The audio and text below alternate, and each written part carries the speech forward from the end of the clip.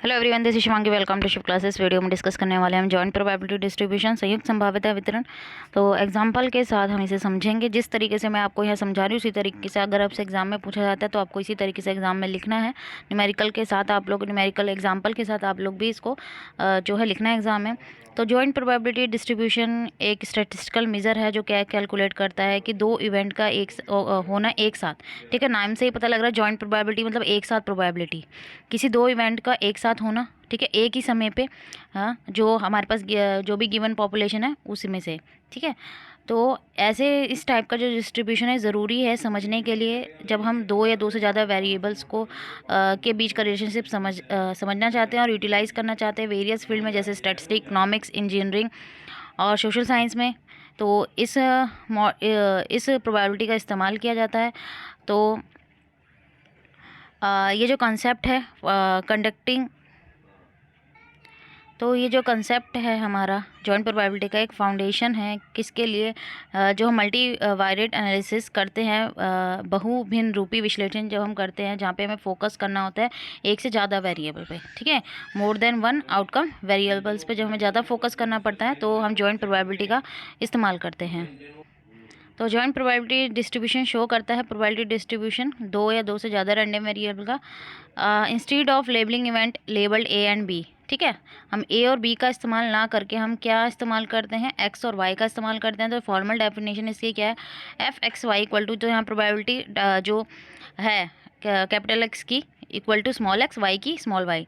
तो अब हम यहाँ देखें जो पूरा पॉइंट है वो किस पे है, जॉइंट डिस्ट्रीब्यूशन पे है। तो यहाँ पे किसके बीच में रिलेशनशिप दिखाया जा रहा है, दो वेरिएबल्स के बीच में। अभी एग्जांपल से आपको क्लियर हो जाएगा। तो यहाँ पे हम एग्जांपल से समझते हैं कि यहाँ पे सर्वे हो रहा हाउस होल्ड का, ये अंडरस्टैंड करने के लिए कि रिलेशनशिप बिटवीन ओइंग अ पेट और हैविंग अ चिल्ड्रन, कि पालतू जानवर रखने और बच्चे के होने के बीच में संबंध को समझने के लिए क्या करा गया, घरों का सर्वेक्षण किया गया है। तो यहाँ पे एग्जांपल लिया गया है जॉइंट प्रोबेबिलिटी डिस्ट्रीब्यूशन। यहाँ पे आपको मदद करेगा कि प्रोबेबिलिटी किसकी, हाउस होल्ड जो सेलेक्ट किया आपने रैंडमली इस सर्वे से, कितनों के पास दोनों चीज़ है, पेट भी है और बच्चे भी हैं, कितने के पास सिर्फ पेट हैं, कितनों के पास सिर्फ बच्चे हैं, और कितनों के पास कुछ भी नहीं है। ठीक है, ना ही पेट है और ना ही बच्चे हैं। तो मान लीजिए हम यहाँ मान के चलते हैं कि हाउस होल्ड जिनके पास पेट है उसकी प्रोबेबिलिटी कितनी है, 0.3 है।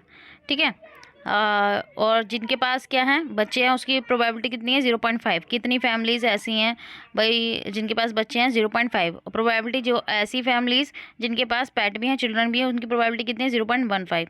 तो जॉइंट प्रोबेबिलिटी डिस्ट्रीब्यूशन आपको हेल्प करेगा इस प्रोबेबिलिटी भाई इनको ढूंढने में, और हाईलाइट करेगा इंटरप्ले किसके बीच में, कि बच्चे किनके पास बच्चे हैं और पेट हैं। ठीक है, जो भी आपने पॉपुलेशन सर्वे की है। अब इसको हम एक न्यूमेरिकली से समझ लेते हैं। यहाँ पे आपने एक डाई को रोल करा है। ठीक है, तो आपने लेट किया ए इक्वल टू 1। ठीक है, कि ए किसके बराबर होगा, 1 के बराबर होगा। बहुत ध्यान से समझना। If the number is even 2 4 6, ए की वैल्यू 1 होगी अगर डाई पे क्या आ रहा है, 2 4 6 आ रहा है। अदरवाइज ए क्या हो जाएगा, 0 हो जाएगा। 2 4 6 के अलावा मतलब 1 3 5 आया तो ए 0 होगा। ठीक है, इसी जगह बी इक्वल टू 1 होगा अगर क्या आता है, प्राइम नंबर। प्राइम नंबर मतलब 2 3 5। प्राइम नंबर कौन से होता है जो सिर्फ अपनी टेबल में आते हैं। ठीक है, बी 0 होगा अदरवाइज, मतलब कि 1 आएगा, 4 आएगा, 6 आएगा तो बी 0 होगा। अब यहाँ पे देखो डाइस पे कितने आउटकम होते हैं, 1 2 3 4 5 6, हमने नंबर डाल लिए। अब उसने यहाँ बोला था अगर ए पे क्या आएगा, 2 4 6 तो 1 होगा। ठीक है, ए पे क्या आएगा, पहले हम 2 4 6 पे मार्क कर लेते हैं, 2 4 6। ठीक है, तो 2 4 6 होगा तो ए क्या है, 1 1 1 लिख लिया। क्लियर हुआ। ठीक है, और बाकी में ए क्या होगा, 0। अगर कोई और डिजिट आएगी इनके अलावा तो 0। क्लियर हुआ। अब बी के लिए क्या था, 2 3 5 होगा तो 1 आएगा। 2 3 और 5 पे आप देख सकते हैं यहाँ 1 है। ठीक है, और बाकी सब पे क्या है, 0। क्लियर हो गया क्या कहना चाह रहा है क्वेश्चन। ठीक है, तो हमें जॉइंट डिस्ट्रीब्यूशन ए और बी का एक्सप्रेस करना है। यहाँ पे इनका मास फंक्शन, भाई प्रोबेबिलिटी निकालनी है। यहाँ पे हम भी प्रोबेबिलिटी जॉइंट निकालनी है, जॉइंट। ठीक है, जॉइंट प्रोबेबिलिटी निकालनी है, एक साथ निकालनी है हमें।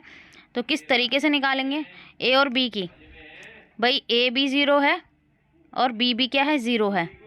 ए भी 0 है, बी भी 0 है। कितनी प्रोबेबिलिटी है भाई कितनी है, एक प्रोबेबिलिटी है ना, वन, टोटल कितने आउटकम है 6। भाई एक ही बार ए भी 0 आ रहा है और बी भी 0, इकट्ठे दोनों 0 आ रहे हैं, जो कितनी बार आ रहे हैं, एक बार आ रहे हैं, तो प्रोबेबिलिटी कितनी हो गई 1/6। अब यहाँ पे प्रोबेबिलिटी ए तो 1 हो और बी 0 हो, ठीक है, ए क्या हो 1 हो, बी 0 हो। ए देखो 1 कहाँ है, यहाँ है, लेकिन बी 0 नहीं है, तो ये नहीं है, ए 1 है और 0 है, यहाँ पे ए 1 है और बी 0 है। तो कितने आउटकम्स हैं यहाँ, टू आउटकम्स हो गए भाई, 4 पे और 6 पे 2 आउटकम्स हो गए ना टोटल। तो प्रोबेबिलिटी कितनी हो गई हमारी 2/6। भाई प्रोबेबिलिटी क्या होती है, favourable divided by total possible outcome. तो वही चीज़ है यहाँ पे। अब जॉइंट प्रोबेबिलिटी हमने निकाली, जहाँ ए 0 है और बी 1 है, क्लियर हो रहा है ना, ए 0 है और बी 1 है, ए 0 बी 1, ए 0 बी 1, ए 0 बी 1, तो 3 पे और 5 पे, ठीक है। तो यहाँ भी कितनी प्रोबेबिलिटी आएगी 2/6। भाई टोटल तो हमारे 6 हैं और पॉसिबल कितने और फेवरेबल कितने हो गए 2 हो गए, 3 और 5 पे, ठीक है। ए पे 3, ए पे जो 3 पे ए 0 है और बी 1 है, ठीक है, ऐसे 5 पे ए 0 है और बी 1 है, और ये मैंने आपको बता दिया 0 और 1 कैसे हैं, ठीक है, क्वेश्चन में हमें दे रखा है।